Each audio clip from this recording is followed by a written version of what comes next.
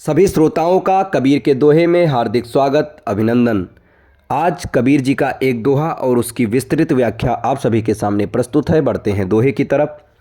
देखा देखी भक्ति का कबहु न चढ़सी रंग, देखा देखी भक्ति का कबहु न चढ़सी रंग, विपत्ति पड़े यो छाड़ सी, ज्यों के चुली तजत भुजंग।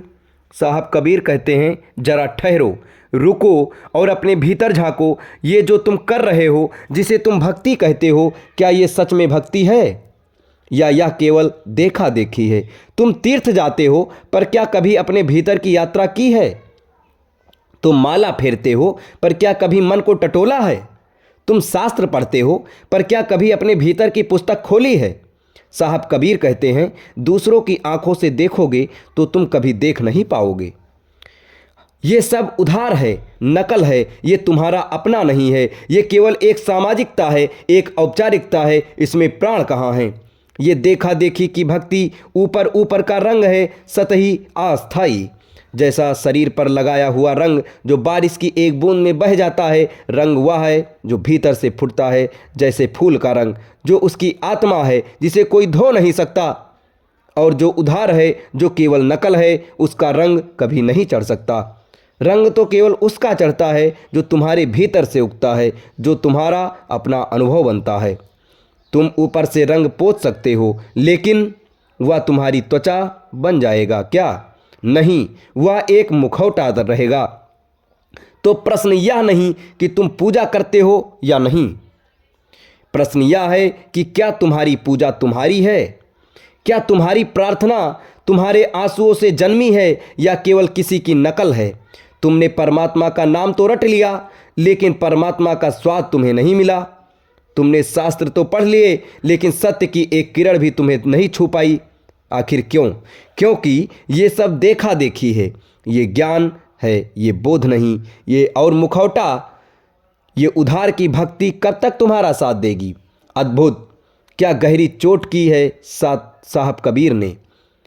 जब तक जीवन सुख से चल रहा है, सब ठीक है, तुम्हारा पाखंड बड़े आराम से चलता रहता है। तुम मुस्कुराते हुए भजन गाते हो, क्योंकि गाने में कोई हर्ज नहीं।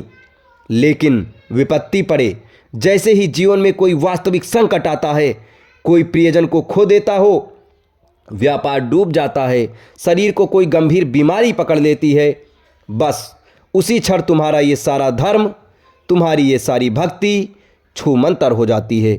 तुम परमात्मा को गालियां देने लगते हो, तुम शिकायत करने लगते हो, तुम कहते हो, मैंने इतनी पूजा की, इतना दान किया, फिर भी मेरे साथ ऐसा हुआ। तुम्हारा सारा विश्वास एक ही पल में ढह जाता है। आखिर क्यों? क्योंकि वह विश्वास था ही नहीं, वह केवल एक धारणा थी। वह भक्ति थी ही नहीं, वह केवल एक व्यवहार था। और जैसे ही उस व्यवहार पर संकट आया, तुमने उसे ऐसे उतार फेंका जो केचुली तजत भुजंग। सांप अपनी केचुली को छोड़ देता है। क्यों? क्योंकि वह केचुली मृत है। वह कभी उसका हिस्सा थी, पर अब नहीं है। वह एक खोल है जिसमें जीवन नहीं है। तुम्हारी देखा देखी भक्ति भी ठीक वैसी ही केचुली है। वह धर्म जैसी दिखती है, पर उसमें धर्म का कोई स्पंदन नहीं होता। वह एक खोल है जिसे तुम ओढ़े घूम रहे हो। जैसे ही विपत्ति की गर्मी पड़ती है, तुम इस खोल को उतार फेंकते हो और तुम्हारी असली नंगा भयभीत कांपता हुआ रूप सामने आ जाता है। तो फिर मार्ग क्या है? जागो, इस उधार को छोड़ो, भीड़ का हिस्सा मत बनो, सत्य को स्वयं खोजो। अगर प्रार्थना करनी है तो वह तुम्हारे हृदय से उठे, तुम्हारे आंसुओं से भीगे। अगर ध्यान करना है तो वह तुम्हारा अपना हो, किसी किताब से चुराई हुई विधि नहीं। जिस दिन तुम्हारी भक्ति देखा देखी नहीं, स्व अनुभव की होगी, उस दिन रंग चढ़ेगा। और वह रंग ऐसा पक्का चढ़ेगा कि विपत्ति आए या मृत्यु भी सामने खड़ी हो, वह उतर नहीं सकता। वह तुम्हारी आत्मा का हिस्सा बन जाएगा। उस उधार केचुली को तुम खुद ही उतार फेंको, इससे पहले कि कोई विपत्ति तुम्हें जबरदस्ती नंगा कर दे। दोस्तों, ये व्याख्या और ये दोहा आपको कैसा लगा? कमेंट बॉक्स में अपनी प्रतिक्रिया जरूर दें। और ऐसे ही ढेर सारे दोहे और उसकी विस्तृत व्याख्या के लिए हमारे चैनल के साथ बने रहें। धन्यवाद।